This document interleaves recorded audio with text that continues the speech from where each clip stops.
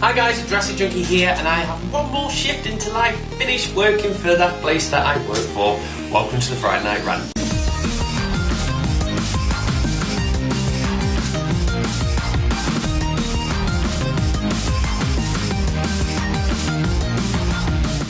So I did have a plan for the intro to actually hold something up and go, look what I've got, which consists of a very cute little kitten.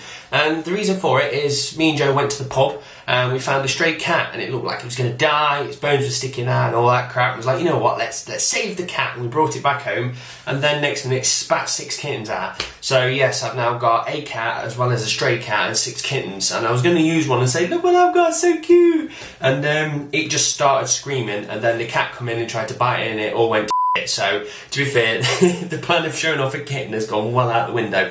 But what I want to say is I've been missing a few Friday Night Rants, but I have explained why this is, and bear with me. Hopefully Friday Night Rant should continue absolutely fine now from now on, but I have got one more shift to do, so I think that lands on a Friday, so I might miss one more Friday Night Rant, but aside from that, then I shall have a clear schedule apart from all the work that I'll be bringing in myself, so this should be on schedule forevermore. So, beer time, let's crack on. And to be fair, I got a brand new beer last night, and in fact, by beer I mean cider, and I drank it and it was gorgeous. And then I tried to replace it quickly to show it off in the Friday Night Rant, and there isn't any. So I've had to go with a Krabby's, which is not a bad thing. Oh, I haven't had Krabby's in ages.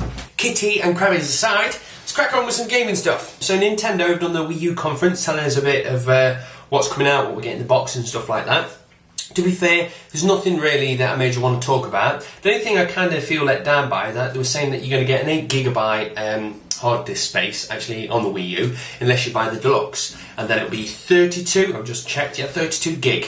Now, first of all, them doing a normal package and deluxe package, I think is absolutely a brilliant idea. I always am a fan of when a new console comes out, just make multiple versions of it, because some people cannot buy all the bells and whistles and they want the bare bones, and I think it's good to always sell a cheap one as well as a deluxe super expensive one. But the deluxe super expensive one, 32 gig, kind of scared me a little bit, because I thought, to be fair, that's a very low amount of hard drive space. Now, if the Wii U was designed to be like the replacement for the Wii, so therefore it's going to have Wii-style games, I would have thought 32 gigs probably absolutely fine for the console.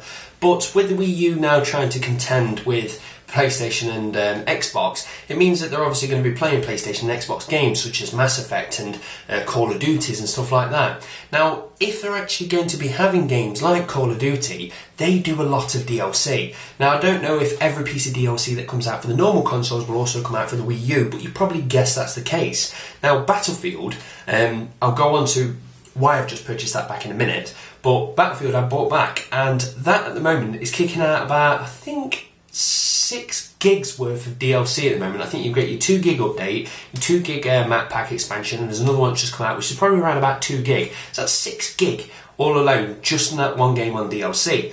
Now, also on top of it, you've got your updates when something's knackered, like for instance Skyrim, they send some big fixes down the actual line. So it's kind of scared me that 32 gig is not enough at all to actually contend with these big games that actually send these fixes and DLCs down the pipe. Now, a lot of people will say, yes, well, Mr. Jurassic Junkie, you can plug a USB hard drive in the back, which is absolutely awesome. I like that feature. But to be fair, if I've just brought a brand new expensive console and it's claimed to be next gen, I want it to be futuristic and awesome. And if I've got to sit it there and also at the same side, at the side of it, I've got to have one of these plugged into it with another power cable, it feels like I'm going back in time and not forwards. So that's my view on it at the moment. There's a few things that have made me go, that's quite nice, and a few things I've gone, that's quite bad. But these are all rumours and speculation at the moment, so to be fair, I'm not going to get in the entire rumour mill. I'm going to wait till it's all hard facts and then I'll say my 2 cents. But we've got a release date, I think we've got a release price, but to be fair, I'll hold my hand up. I was playing Battlefield and I didn't watch it because at the moment I'm not a massive fan of Nintendo, and I like shooting people in the face online, so it kind of weighed itself out. But I'll talk more about it when I know more. So, one thing I wanted to talk about this week is something that I found on Reddit, and I've done a little bit of research into it, reading some forum posts and what people have been saying, and I don't quite know if this has actually done the circuit of actual big news yet, so this could be groundbreaking news, or at the same time you might need to take it with a pinch of salt, so just bear with me.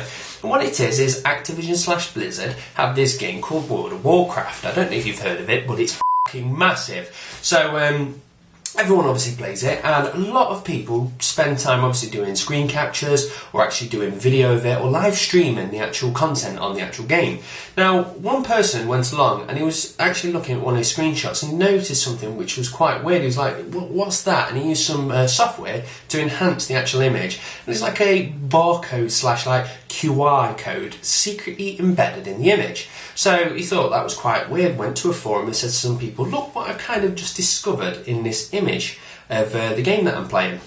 And a lot of people looked at their own images and their own videos all the way back to 2008, and everyone's got the same kind of artifact thing like embedded into the image. Now, this is something that you can't see. So when you're playing the game, you're not actually going to be able to see this weird barcode just sitting there. But if you use some image software, you can actually enhance this and actually see there's this barcode, clear as day, just sat there. And what that barcode does is actually tells you your player's details, your IP address. Now, they didn't say if it was your IP address or the server you're connecting to. Now, I would assume it may be server connecting to, but it doesn't matter. And also the timestamp of when this happened. Now, this isn't actually been talked about in the terms and conditions of when you actually play the game, that they will secretly record this information. Now, I think this is a massive breach. For one, that now someone's discovered it, obviously people will be able to go through other people's videos and other people's images and actually encode it themselves and try and actually find it out.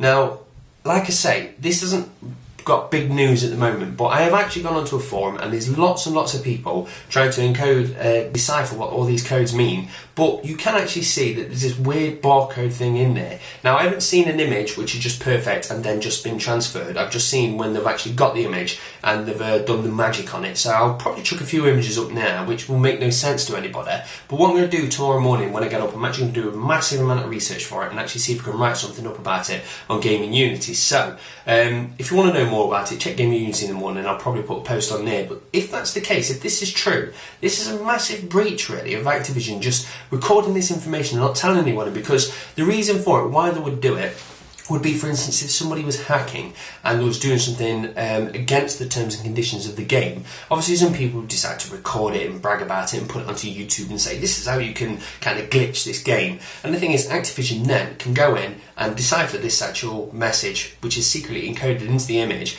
and then turn around and go, we know who did that, it was you, at this time on this server. Which is kind of cool that they can actually go, right, we've caught you, but at the same time, people are unaware that they're actually broadcasting their own identity on these images and these videos. So yeah, I don't know 100% what to say about this until it's hard fact, but that looks very, very bad on Activision / Blizzard. So, because I ain't span my chair for some time, it's EA time.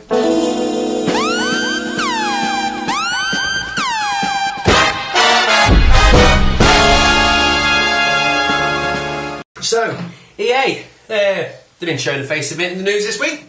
Now, first of all, Battlefield, I bought it back. And the reason for me selling it is I said that they decided to sell servers and let people rent them, which, to be fair, I've got no problem with. If you want to rent a server, then do so. I've got no problem with that. But because so many people was renting servers, they shut down the official servers, which left us who just want to play official servers, official rules, and the actual preset standard that we want. We couldn't because it was taken away. Now, we sold the game, and sounds like lots of people sold the game, and EA saw a dip in the amount of people playing Battlefield. And surprise, surprise, all the official servers are back. So I've now gone and got the game back because I do enjoy it, but it means we actually kind of won. That was one of the things where I keep saying, like, vote with your wallet, do all this. It did actually work. People that was annoyed by it sold the game and stopped playing it. EA took note of that and went crap and actually turned it back online. So it does show that we do have a voice even against the giant called EA. So, with more EA news, that awesome company by the name of Valve, apparently EA's been after purchasing it, because we know EA likes to eat up big companies and then turn them into crap or just kill them like Bullfrog. And sorry, the Bullfrog thing just still tricks me up. But yeah, the point is EA loves buying out companies, and they've apparently been after Valve for some time. And the latest bid that they put forward to them is $1 billion. And Valve turned around and went, practically. So Gabe turned around and says he'd rather see the company disintegrate than actually sell it to EA. So first of all, that's awesome, because to be fair, Gabe does a lot of good stuff and a load of people love him and see him as a god, and then for him to turn around and kind of just go like that to EA makes everyone go, yeah, Gabe, even more. Which then sparked a load of people to say, Right, we love Gabe and we hate EA. So if you went onto EA's Facebook that following night, it was completely full of hentai and photos of Gabe, which is bloody awesome. But what isn't awesome about it is if you decide to check that Facebook page while you're at work like I did and have masses of hentai just showing off on your screen. So yeah, that was a bit embarrassing when I actually thought, shall I just research this story? Yeah, I shouldn't have done that. But the point is that obviously people are annoyed and they've gone on. A lot of news articles are saying EA's Facebook has been hacked, but to be fair, I can't see anything that's been hacked. It just looks like people have gone onto the page and uploaded images or tagged EA in an image. But either way, when I went onto there was masses of these photos and a few photos of people doing poos in the toilet as well. I don't know what that was about. But yeah, people just show that they're obviously not fans of EA and went and did all this stuff, which is absolutely awesome. But while we're on the conversation of Valve, they've actually been talking that Steam is now being rolled out to the TV. Now at first when this came out I thought, oh brilliant, what's this going to be? Because I didn't know if it means it was going to be a dedicated like Valve box, if it's going to be an app that just went to streaming. But by the looks of it, all it is that if you've got a PC, you can now plug it into your TV, which you could anyway, but it's got a nice TV front end, so it's very easy to actually navigate around and it's very friendly with the actual controller from a console. So all they've done is it just looks like they've tweaked Steam for the TV, but to be fair, it looks absolutely awesome. So I am actually contemplating building a mini rig to actually just plug around the back of my TV so I can play Steam on the TV as well as the consoles. So Valve, you've done good again. So with people creating different things, we're going to go on to Microsoft, which is Microsoft have decided to patent a new idea. Now what they've patented is a completely 360 immersive display. Now, there's not much information about it, but what it sounds like is they're planning to make a 360-degree projector that will go boop above your head, or on a hat, probably not on a hat, above your head. And what it would do is it would just simply send out the image of the game that you're playing all the way around the room. It's not to replace the television, because obviously television is high definition and it's awesome versus a crappy projector. So you will still use your actual screen to play the games, but what will happen is you'll actually get a 360 view all the way around you, which, to be fair, thinking about it, just taking Battlefield for instance would be awesome. If I'm actually playing and I can actually see people by just turning left and right, that will be pretty damn awesome. For about half an hour. Now, this is what's worrying me. It feels like companies like Microsoft and Sony and all that lot keep trying to step on top of each other by making the next greatest piece of technology. And I think they're forgetting what they need to be doing is making games. Now, game console, obviously, when you release it, it's got to be the biggest and bestest to try and fight its friend. But the point is, once that console's released, then just work on games, because to be fair, I've got a Kinect. I play it a little, then I stopped. I had a Wii, I enjoyed the controls for a bit, then I stopped, because at the end of the day, I always end up just enjoying sitting back in a chair, controller in my hands, and just playing awesome games. Now, Microsoft doing this is pretty cool. I'd like to see how it works out. I'm not going to slate it until it's actually done, and this could be miles and miles, this could be years down the line. But the point still stands that it just feels like companies are just investing too much time into technology than they actually are software, such as games. Now, at the same time, you've got EA who's going to go around trying to buy up of these different companies, so they're trying to get Valve, and it seems like it's just a big way to just create money at the moment. Everyone's like, we need money, money, money, money. Let's chuck out technology, let's chuck out different versions of what we've already got. And at the end of the day, I feel like the actual gaming side is now lacking. Now, when I was talking to the guys about this, I came up with an idea myself, and I think it's absolutely awesome, and I can't understand why it's not been done before. So I'm going to use Battlefield again as the example here. No, I'm not going to have a bit of Kravis because I'm dry. By the way, got some new glasses, hope you noticed. No, you didn't, because they were very similar to what they had originally, but I can see better. So, my idea is, because I can't understand that Battlefield has just released 4 pieces of DLC. Now, with each piece of DLC, you get 5 maps. So there's 4 pieces, 5 maps, that's 20 maps that you get, along with a few different game modes. Now you can pay £40 to get like a season pass, and then you get all the DLC for free. Now, I always say, obviously, if DLC is not worth it, don't buy it. Now, £40 for 20 maps, which may surprise you, I actually think is kind of worth it, because since I brought Battlefield back, I've already played 40 hours of it already within the last 2 weeks. Now, if I brought that DLC and it made me play the game for 40 more hours and it cost me £40, that's £1 per hour. Now, I always think that's quite good because sometimes you can go out and buy a game at £40 and it's probably going to take you about 8 hours to complete. So, in my eyes, that piece of DLC is worth more money than it is actually buying some of the brand new games. So, that's how I try and always work things out, £1 per hour. Now, that still seems quite a lot, £40 for 20 maps. And I was talking to the guys and then it hit me, I can't understand why this hasn't been done because it just benefits everybody. Now what it is PC gaming tends to always have the edge on console simply because of the modding community and the map editing community and all that stuff. Now I was saying that Battlefield, what they should have done is gone along and created a map editor and just gone, there you go, PC users, create. And then what they do is they let people upload their maps, people can download it and play it. Then all EA has to do is just turn around and once a week just pick the best map that's been played. Then all they need to do is just check it and go, look, perhaps tart it up a little bit if need be, and then turn it into a piece of DLC, send it down to the pipe to all the console users, and charge us £1 for that map. Now, I would pay £1 for a map because I think that's very, very good value. Now, just shocking numbers out here, say a million people went along and just downloaded that map. Then all you need to do is say to that person, do you know what, you create that map, we're going to give you 1%, which turns out to be £10,000. So then next minute everyone's like, wait a minute, you get paid £10,000 if you actually make the best map. So next minute everybody's going to be creating the best maps. And all EA needs to do is just once a week pull down a map, give 10% to the actual person who created it, sell it down the line, and I'll lap it up again for another £1. Or if you want, just charge us £40 for a season pass, and then we can have all the maps for a year. So we're going to get 52 maps, awesome, and at the same time, they're paying these people who's creating this content, they're not creating content themselves, and they would make £40 million in just the season passes. And that's again just surmising that a million people do it, but to be fair, I think they could probably actually make more money.